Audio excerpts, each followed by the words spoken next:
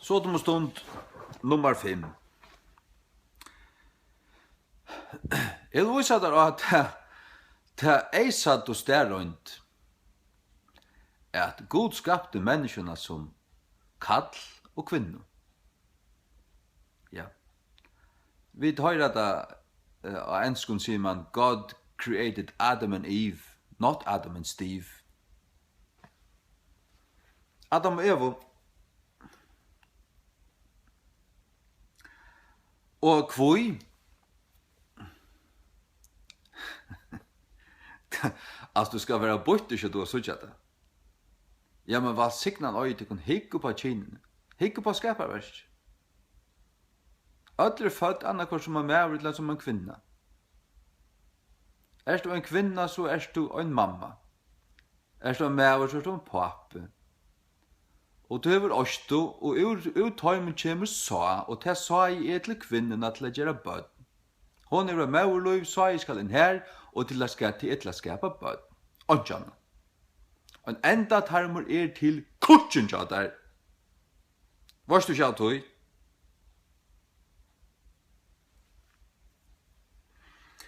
Genesis 8, 26.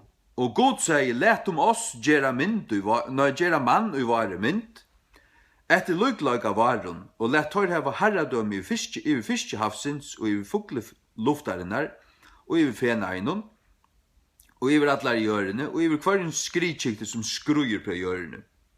Så Gud skapte mann i sin egne mynd, og i Guds mynd skapte han, kaltkinn og kventkinn skapte han teg. Mæver mesjer altså menneska. Kaltkinn og kventkinn skapte han teg. Og Gud valgsigna I teg, og sier vi teg, veri avvaksta son. Avvaksta son, frukta gau, og markfaldist, det vil si fjölkist, og oppfylle gjørena, og underlegge henne.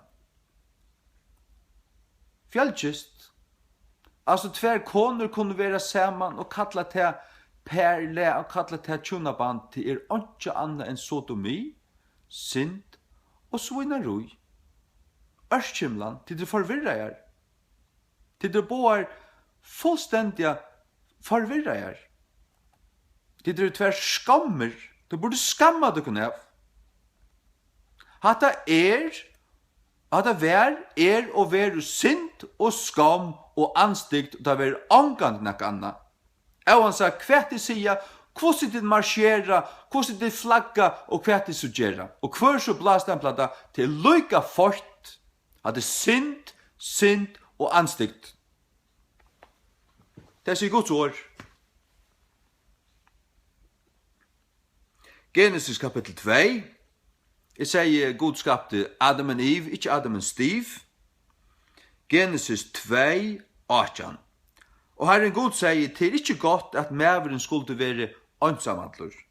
Kvært, skapar han så hon en annan mann, så tar kunne fleia kvar nøron? Ha? Stinka kvar annan upp I anus? Ha? Nei, det gjør han ikke. Jeg vil gjøre honom en hjelp, høstelig til hansara. Konan høstelig til mannen. Hun skapt til han. De supplerer hvert annet. De skapt til hvert annet. Av ødlun øtjon. De avlyk. De avlyk. Konan kjenslobunde, mævren ta kalda høtte. Konan mamman, hun bleit. Hun ekvila kjensliga tenkt sunne bøtnon, mævren uisa kaldur. Han skal bare ut og arbeida. Og det vil jeg gjøre kinen lykka, tykkara kokkhødd. Ja, tykkara kokkhødd! Og borster du lenten og mynda I Herren god, hverst vilkjør, men nei. Og Adam gav nøvn til atlan fena og til fugleluftarinnar og til hverst vilkjør marskarinnar, men til Adams var ikke funnet hjelp, hørselig til hansara. Og Herren god fikk en djupan svøvn av fatla på Adam, og han svev, og han tåg ut av hansara rivjabøynon, og låka I fyrir kjøtt i states. Og revjabøyne som Herren god hei tidsi fra mannen, gjør de han til en kvinno. En kvinno. Anna kvart du født som en mævur, eller du født som en kvinna. Og det måste du bare finna det i. Det det som du erst, og det det som du skal være.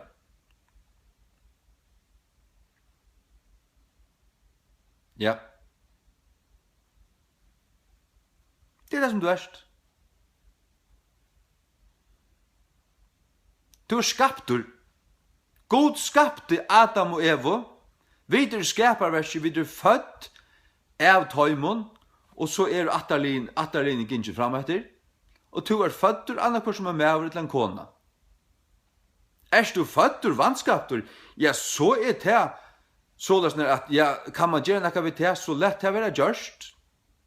Men du annakvar mæver til en kona. Det du.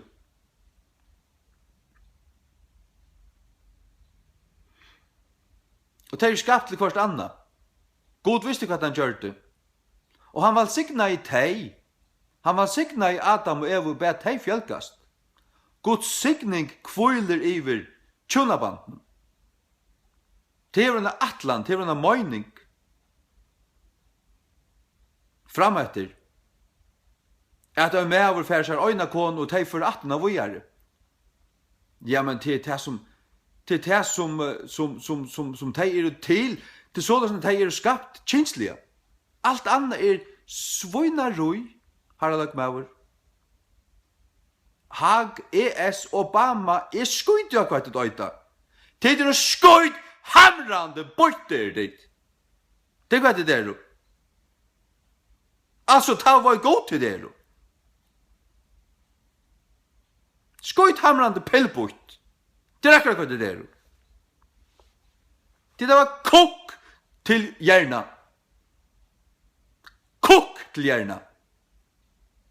Det er ferdig fullkomlig ut av skuita. Ja, nu kanskje ljautur. Eller ikke skjuta. Eller ikke skjuta.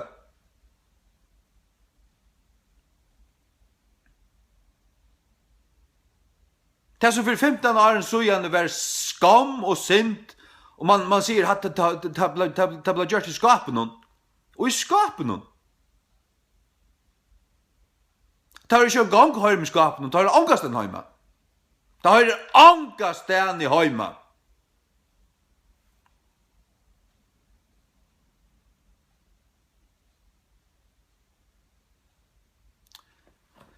Det er det, gjør så vel.